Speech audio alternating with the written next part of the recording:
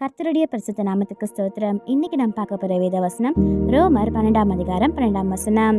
நம்பிக்கையிலே சந்தோஷமா இருங்கள், உபத்திரவத்திலே பொறுமையா இருங்கள், ஜபத்திலே உறுதியாய் தரித்திருங்கள். Be joyful in hope, patient in affliction, faithful in prayer. Roman 12:12. இது நம்ம ஒரு சின்ன கதையா பார்த்துடலாமா? ஒரு சிறிய மேஜையின் மேல 3 பொருட்கள் இருந்ததா. ஒரு விளக்கு, ஒரு கடிகாரம் மற்றும் ஒரு மணி இருந்ததா. விளக்கு மெதுவா ஒளி வீசியதா. இருளாக இருந்தாலும் அது அணையாமல் இருந்ததா. அந்த விளக்கு இருள் நீக்கும் என்ற நம்பிக்கையை நினைவூட்டியதா. அது நம்பிக்கையில சந்தோஷமா இருப்பதை குறித்ததா.